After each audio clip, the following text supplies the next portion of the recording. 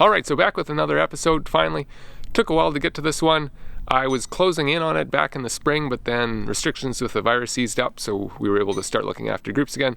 So that was good, but I wasn't talking to the camera. So things are slow again now though, not because of the virus technically, but because it snowed out. We actually can look after paintball groups down to about minus 15 degrees Celsius. We know how to keep the equipment running. No, the paintballs don't freeze, but we just don't have too many groups come out nowadays. Not that we ever did, but there would be the occasional one.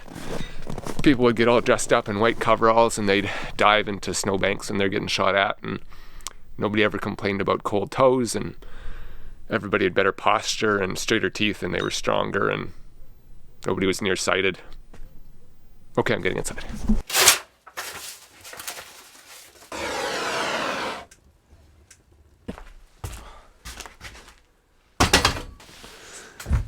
So in that first episode, I talked about some of the character qualities in my dad that I thought led to the success of the business.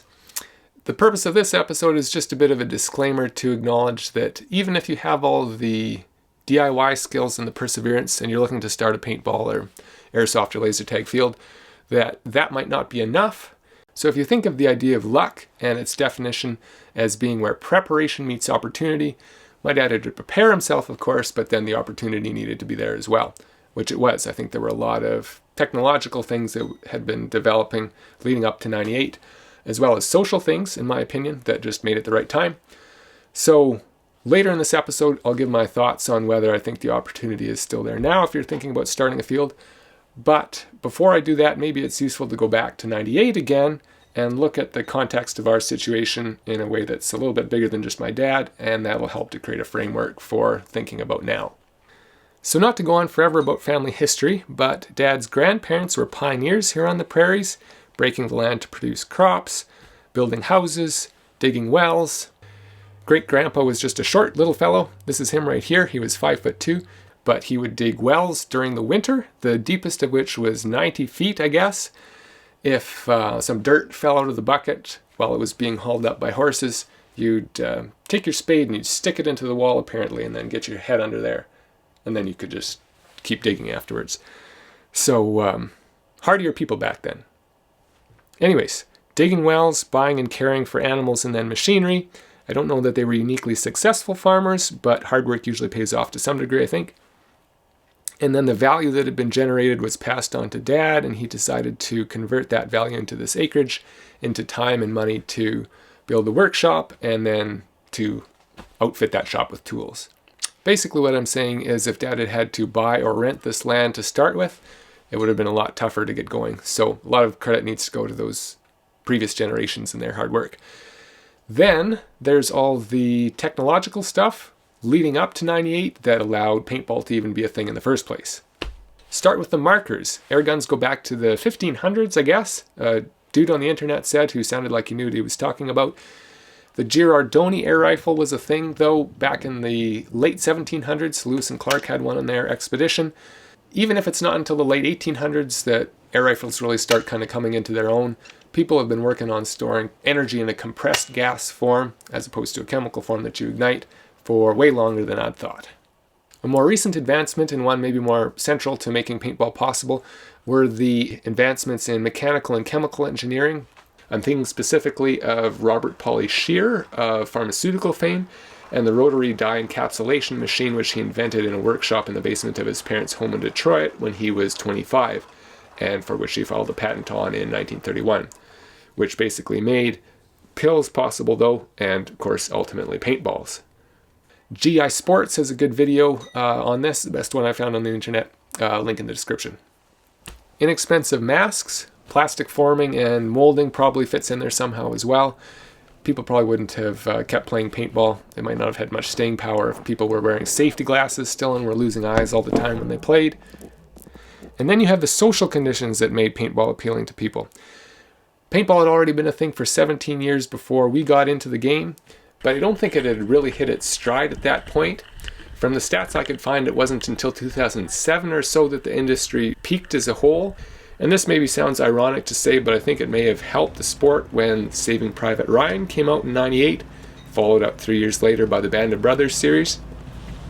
I think you have these really strong ideas of heroism and masculinity that start to get attached to soldiers around this time culturally.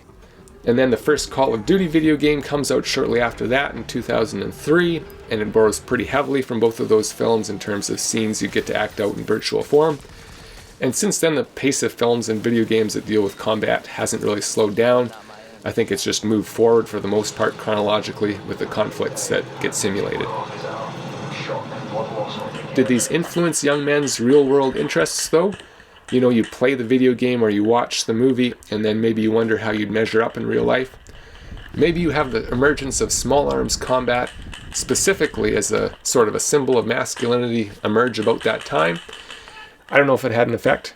Personally, I think it might have.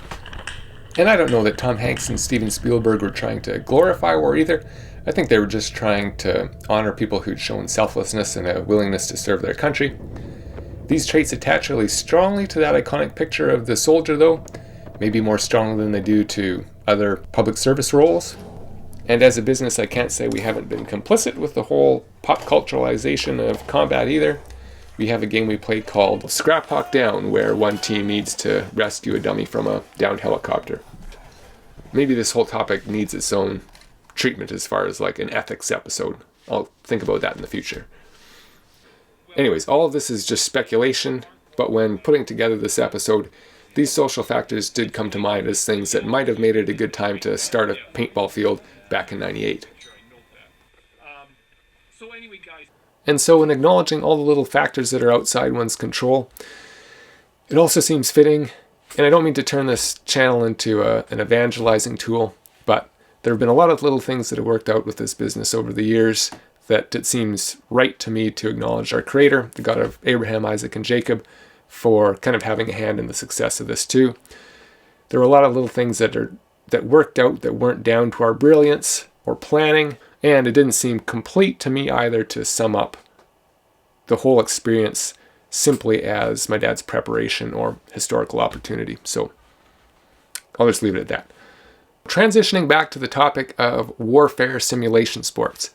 So the question is now the right time to start a field? So I think every situation is specific, so I would actually probably want to reframe that question and ask, would I start a paintball field, or would I start a field at this point in history if I was in my dad's situation, in that I had undeveloped land, I had a workshop, and I had teenage sons? Then I think the answer would be yes. But it's not that simple either. So financial reward was your primary motivation, like you're wanting to quit your day job and do something new. I would actually hesitate to start something just for that reason right now. I had mentioned GI Sportz earlier on. They were the ones that produced that video about how paintballs were made. And they were the largest, they're a Canadian company, and they were the largest global manufacturer and distributor of paintball-related products. They actually just went bankrupt in October. So they're a big company, and there will probably be some restructuring and assets will be sold off and stuff, but still, not good. But if you're looking at success or the value that you're trying to generate with your time and money not being something purely financial, but maybe that you're trying to develop in people, as my dad was with my siblings and I, then, well, maybe any time's a good time. And there's my dad. Of the three options that I know of that a person could start, though, as in paintball, airsoft, and laser, I would actually probably go with airsoft at this point in history. I say that because I think it has as many educational opportunities as paintball, and it would also cost the least amount up front to get started. Most airsofters have their own equipment, so potentially you could just offer the playing area if you knew that there were a certain amount of people in the area that are already into the sport and are interested in guns. I'm looking at you, America. Airsoft isn't as accessible to the average person though. The equipment is more technical to use than a standard paintball gun, and we've never got into renting the equipment to private groups. That boils down to your market base not being as big, although you do see a lot of repeat business throughout the year. But from a financial standpoint, I do think you'll hit the ceiling faster with airsoft. Paintball is easier for the average person to come out and play and have fun at once a year, so your market base is bigger, and since people aren't doing it too often, they're willing to spend a bit more when they are coming out. But there's no reason you can't start with airsoft and add paintball on as a service later. Outdoor laser tag is a good add-on too. It'll expand your market to all the kids who aren't quite old enough for paintball or airsoft but still want to put down the controller and try something real. The initial investment for laser is significant though, and generally for a smaller return than paintball, in our experience. So again, if I were doing it now, airsoft is probably what I'd go with. So that's what I've got for this disclaimer episode for whoever finds this channel and is actually considering starting their own field of some sort. What's your goal with the whole thing? Is it to quit your day job, or is it to do something with your kids with the hope that it might turn into a day job killer in the future? So either way, keep watching.